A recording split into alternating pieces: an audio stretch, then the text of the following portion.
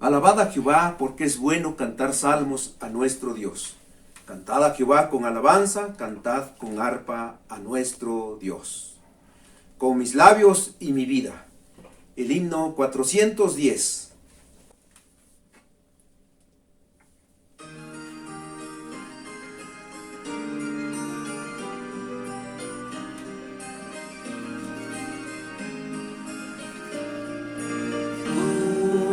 Labios y mi vida te alabo, Señor, con mis labios y mi vida te alabo, bendito Señor, porque tú has sido precioso para mí, precioso para mí, precioso para mí. Porque tú has sido precioso para mí, te alabo, bendito Señor.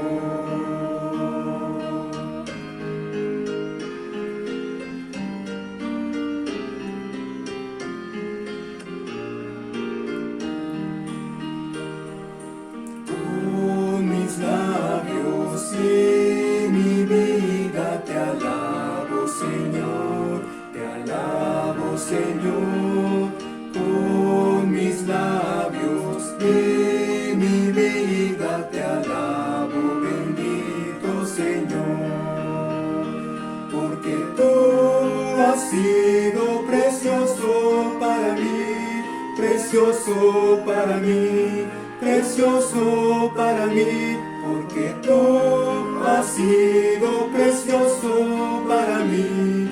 Te alabo, bendito Señor.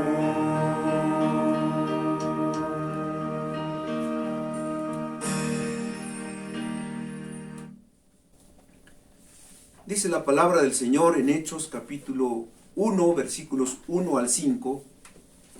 En el primer tratado, oh Teófilo, hablé acerca de todas las cosas que Jesús comenzó a hacer y a enseñar, hasta el día en que fue recibido arriba, después de haber dado mandamientos por el Espíritu Santo a los apóstoles que había escogido, a quienes también después de haber padecido, se presentó vivo con muchas pruebas indubitables, apareciéndoseles durante 40 días y hablándoles acerca del reino de Dios.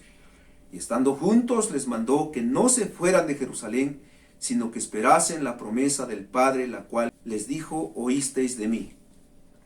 Porque Juan ciertamente bautizó con agua, mas vosotros seréis bautizados con el Espíritu Santo dentro de no muchos días.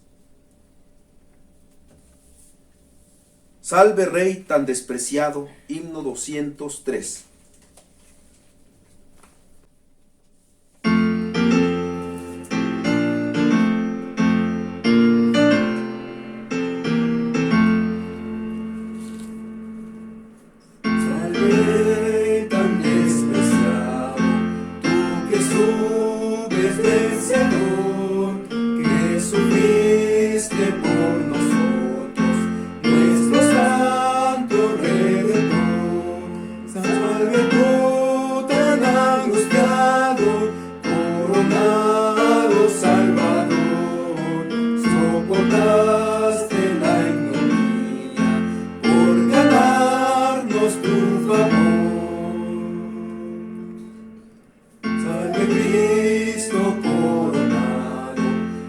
Sublime majestad, cantan ángeles celestes de tu eterna potestad. Por nosotros abogando, tú preparas un lugar en la gloria sempiterna de tu celestial hogar. Tú de todo elogio, te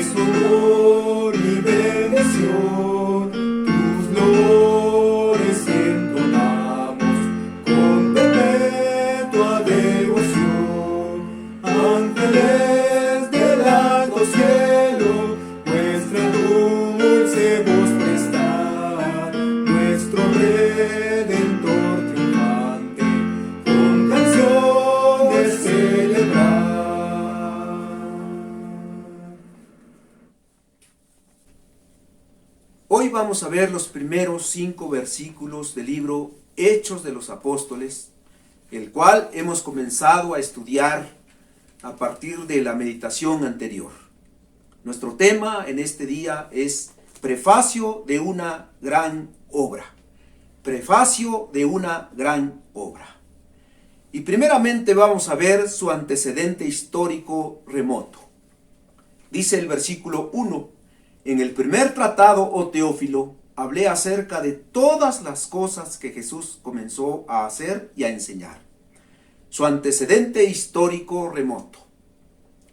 Dicen los expertos que no había mejor forma de comenzar de Lucas, ya que en su primer tratado, es decir, su evangelio, que consta de 24 capítulos, y que si lo viéramos en comparación con Mateo y Marcos, vamos a encontrar enseñanzas únicas, las cuales Lucas da referencia para introducir su segundo tratado, que va a ser diferente.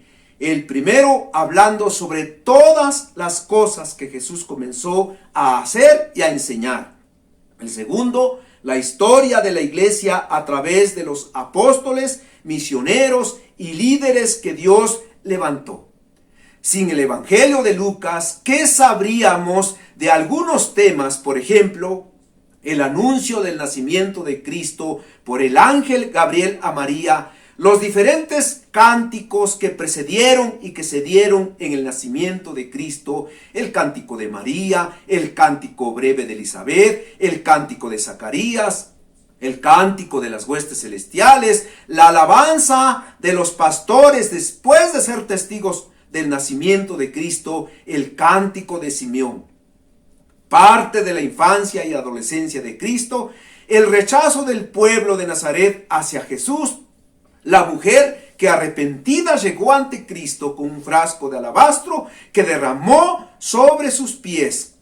Además, las parábolas, la parábola del buen samaritano, la parábola del rico insensato, la parábola de la gran cena, la parábola de la moneda perdida, la parábola del hijo pródigo, la parábola del mayordomo infiel, la parábola del rico y Lázaro, la parábola de las 10 minas, la historia de Zaqueo, la historia del malhechor arrepentido, la historia de aquellos dos que caminaban hacia Emaús en la resurrección de Cristo y otros relatos que solamente Lucas escribió, donde Jesús plasmó sus enseñanzas a sus discípulos, además de sus obras gloriosas.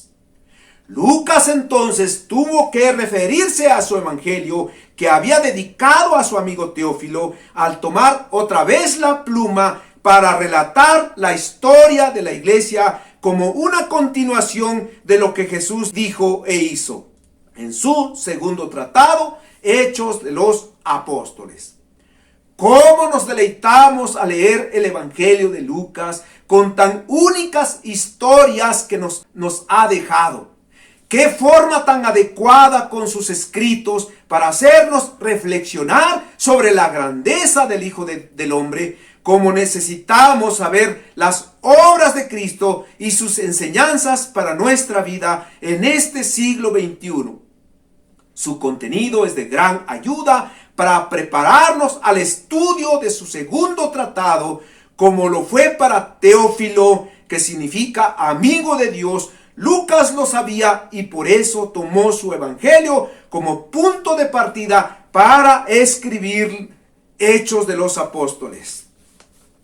Los versículos 2 y 3 dicen: hasta el día en que fue recibido arriba, después de haber dado mandamientos por el Espíritu Santo a los apóstoles que había escogido, a quienes también después de haber padecido, se presentó vivo con muchas pruebas indubitables, apareciéndoseles durante 40 días y hablándoles acerca del reino de Dios.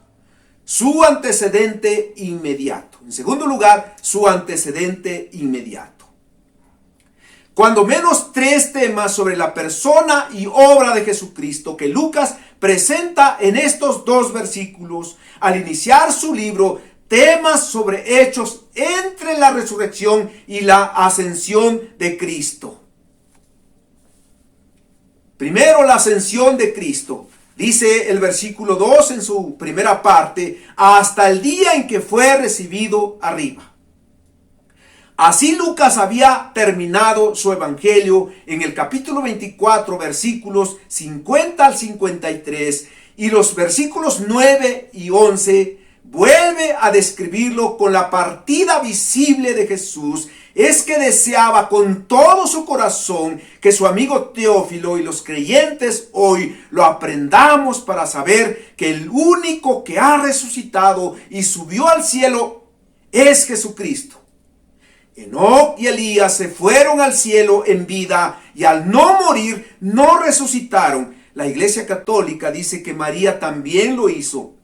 Así lo presentan en su dogma, la asunción corporal de María, pero no hay pruebas bíblicas ni históricas sobre esta confesión. Ahora, la ascensión de Cristo no fue solo cambiar de lugar, sino que incluyó un cambio en su naturaleza humana. Pasó a la plenitud de la gloria celestial y se adaptó en forma perfecta a la vida del cielo. Dice el versículo 3 en su segunda parte, se presentó vivo con muchas pruebas indubitables. La resurrección de Cristo. Ya casi al finalizar su evangelio, Lucas presentó evidencias tangibles de la resurrección de Cristo como ningún otro de los evangelistas. 6 evidencias por lo menos que Lucas presentó de la resurrección de Cristo dada a sus discípulos. En Lucas 24, 36 al 44. Primero, a través de su presencia física. Dice, mientras ellos aún hablaban de estas cosas, Jesús se puso en medio de ellos. Segundo, a través de su saludo singular, como solía hacerlo. Dice, y les dijo, paz a vosotros. 3. A través de una exhortación cálida y llena de amor, cuando sus discípulos, llenos de asombro, todavía no lo creían. ¿Por qué estáis turbados si vienen a vuestro corazón estos pensamientos?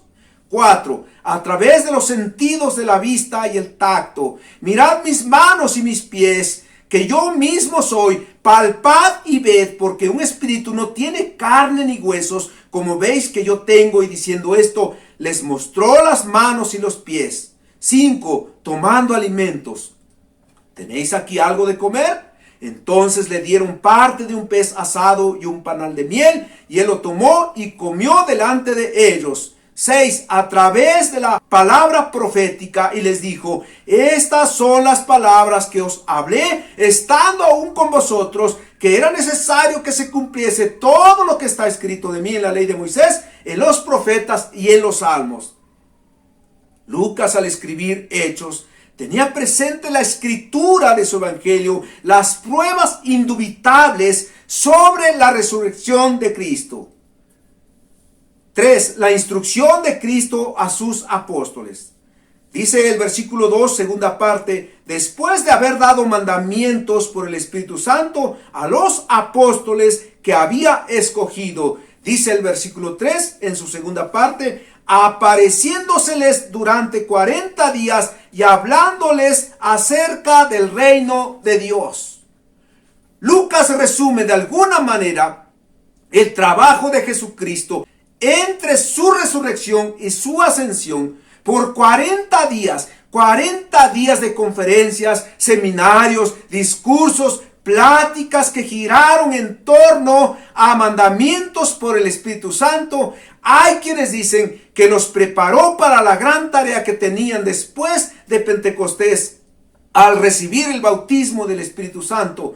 Por otro lado, les hablaba acerca del reino de Dios, un tema que si lo desarrolláramos nos llevaríamos mucho tiempo, pero lo podemos resumir diciendo: el reino es el gobierno de Dios en los corazones y vidas de cada uno de sus hijos, quienes como ciudadanos del reino recibimos el perdón de nuestros pecados y la vida eterna. Para los apóstoles también significaba predicar las buenas nuevas de la muerte y resurrección de Jesús y hacer discípulos de todas las naciones. Lucas entonces se enfoca sobre la obra de Cristo después de su resurrección, cómo serían sus enseñanzas sin limitaciones, cómo sería su convivencia con los suyos esos 40 días siendo diferente como antes de morir. No lo sabemos, pero allí estuvo instruyendo en su oficio de profeta a sus apóstoles, como hoy también nos enseña. Dice los versículos 4 y 5. Y estando juntos, les mandó que no se fueran de Jerusalén, sino que esperasen la promesa del Padre, la cual les dijo: oísteis de mí. Porque Juan ciertamente bautizó con agua, mas vosotros seréis bautizados con el Espíritu Santo dentro de no muchos días. Una orden difícil de obedecer. Una orden difícil de obedecer. El Señor Jesucristo prohibió a sus discípulos que salieran de Jerusalén antes de recibir la promesa de Dios, que dio a través del profeta Joel en su capítulo 2, 28 al 32. Promesa que Jesús mismo les había recalcado. Él dijo: mas el Consolador, el Espíritu Santo, a quien el Padre enviará en mi nombre, Él os enseñará todas las cosas y os recordará todo lo que yo os he dicho.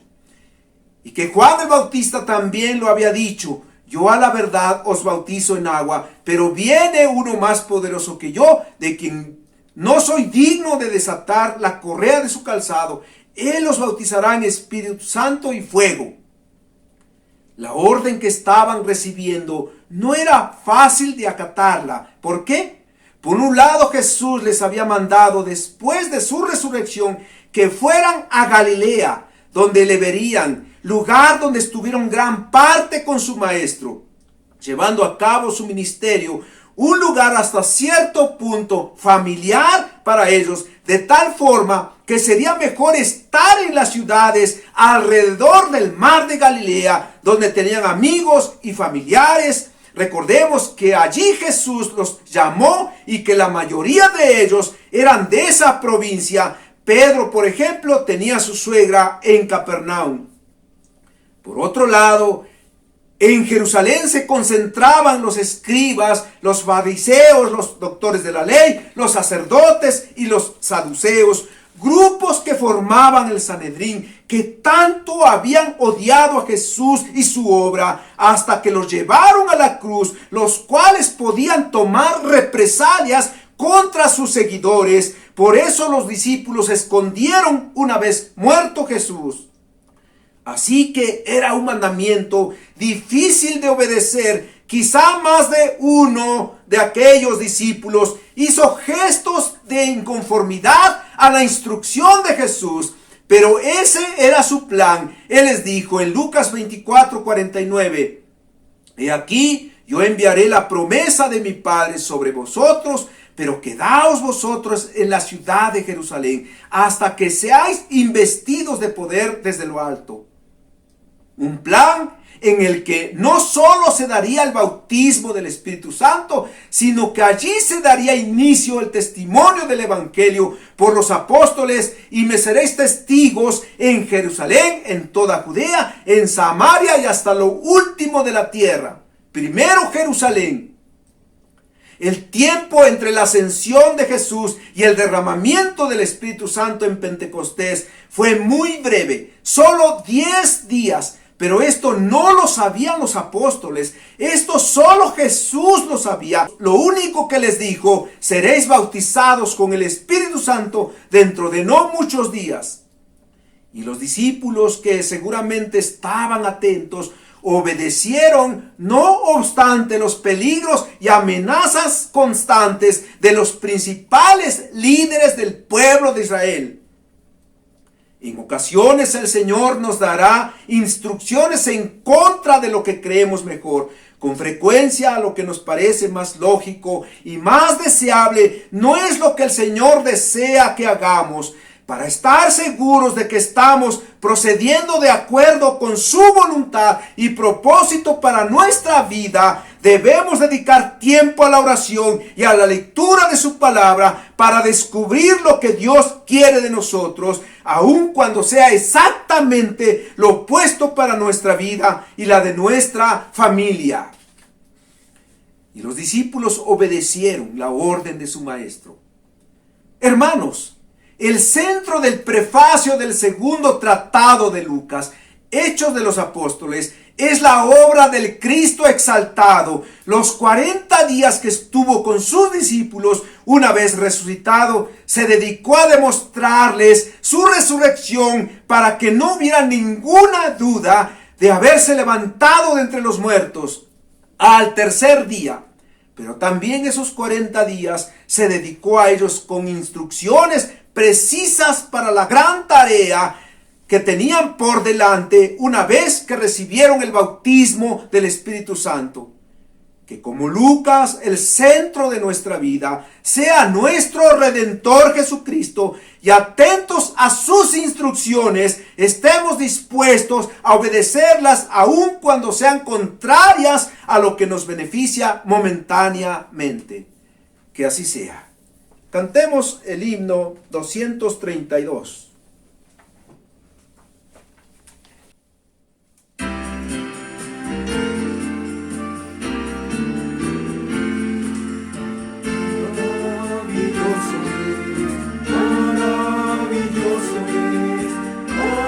Maravilloso es, Cristo es el Señor. Él es supremo Rey, dueño de todo ser. Maravilloso es, Cristo el Señor. Él es el buen pastor, la roca eterna, supremo Dios y Rey. Postrado ante Él, yo le adoraré. Maravilloso es Cristo el Señor. Maravilloso es, maravilloso es, maravilloso es Cristo el Señor. Él es supremo Rey, dueño de todo ser. Maravilloso es Cristo el Señor. Él es el buen pastor, la roca eterna, supremo Dios y Rey. Postrado ante Él, yo le adoraré. Maravilloso es Cristo el Señor.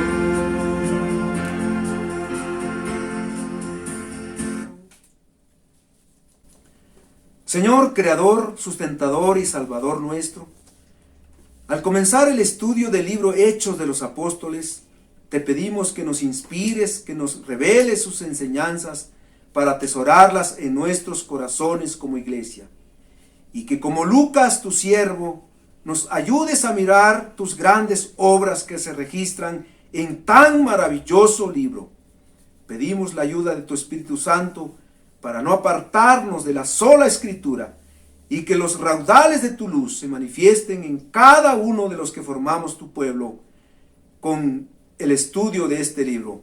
Te lo pedimos en Cristo Jesús. Amén.